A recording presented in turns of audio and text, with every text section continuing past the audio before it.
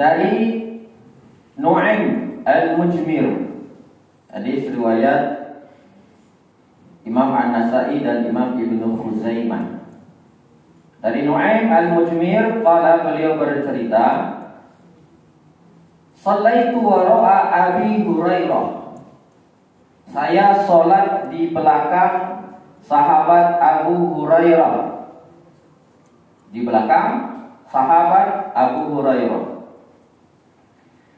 Faqara'a, lalu beliau membaca Bismillahirrahmanirrahim, summa qara'a bi ummil Qur'an.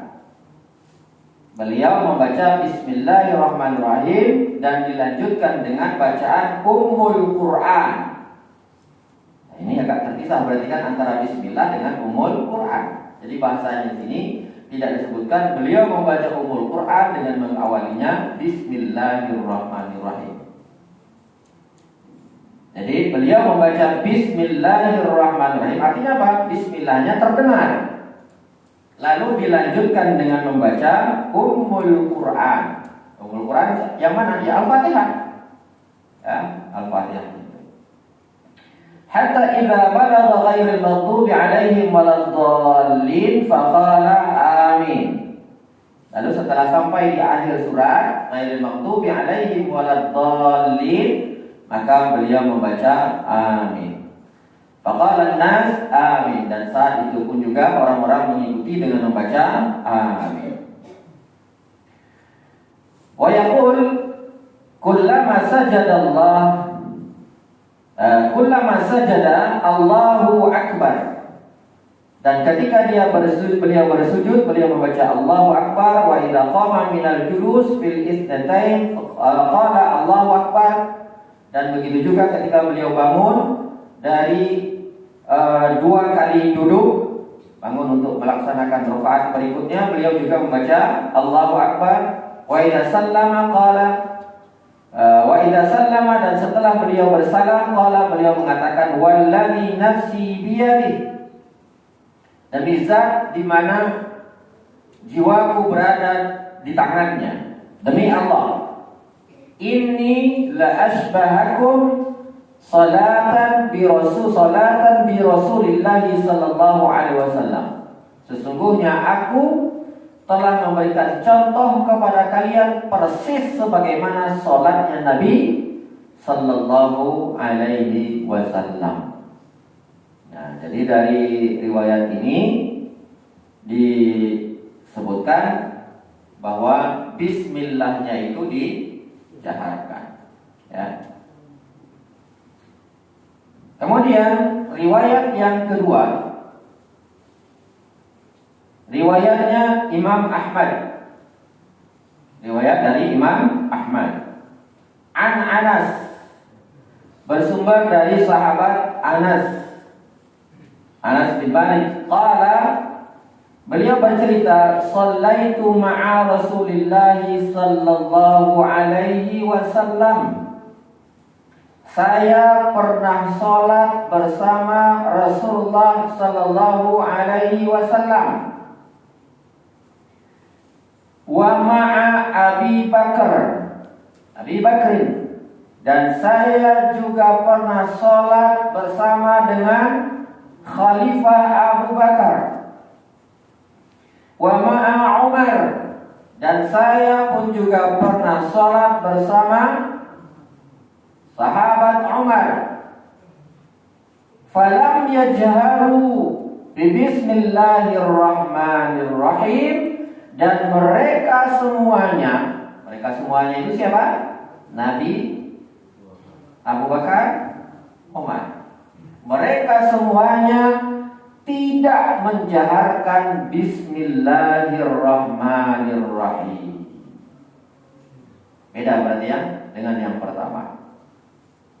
Nah, inilah dua hadis yang jadi patokan apakah Bismillah itu dijaharkan atau tidak. Jadi ada perbedaan nih, riwayatnya ada, masing-masing berarti ada riwayatnya. Kalau masing-masing ada riwayatnya berarti aman kita ya.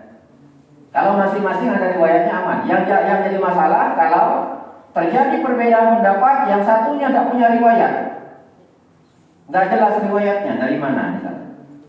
Nah, kalau ini riwayatnya ada, dua-duanya ada, hadisnya ada. Nah, sekarang pertanyaannya, mana yang lebih utama?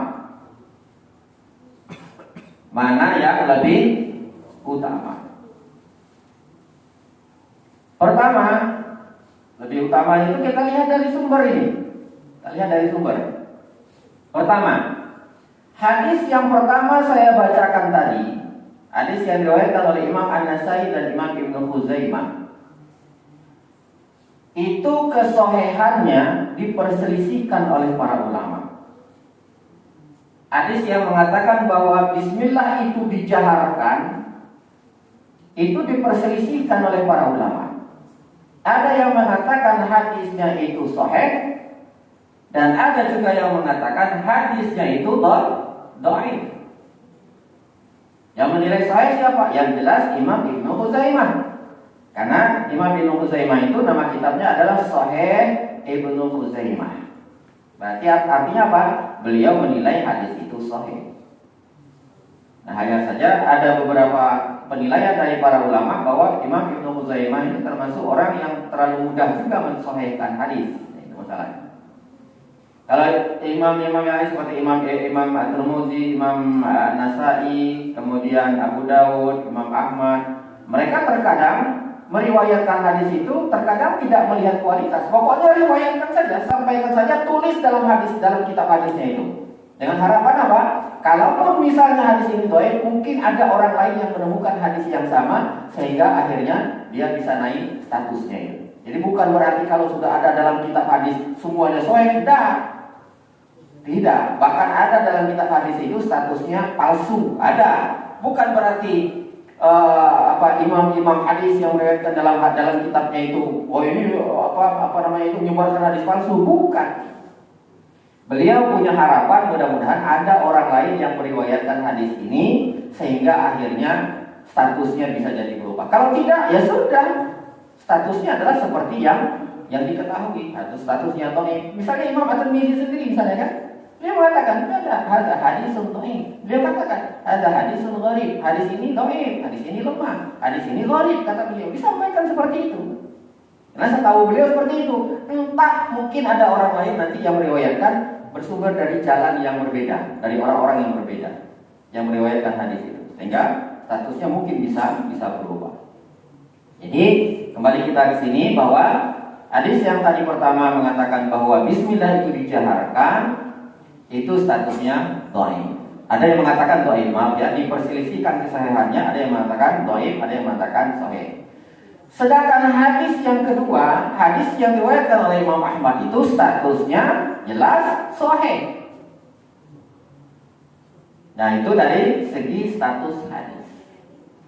Ya, dari segi sanadnya ya, dari segi sanadnya. Sanad itu yang mana? Yang meriwayatkannya itu loh. Mulai dari Nabi, setelah Nabi siapa, sahabat, setelah sahabat siapa, tabi'in, setelah itu sampai kepada siapa, sampailah kepada imam yang meriwayatkan hadis ini. Nah, itu diteliti satu persatu, ternyata ada yang bermasalah, ada yang tidak bermasalah. Nah, dari riwayat Imam Ahmad ini, para ulama mengatakan ini para perawinya tidak ada yang bermasalah. Kalau yang pertama tadi ada yang bermasalah.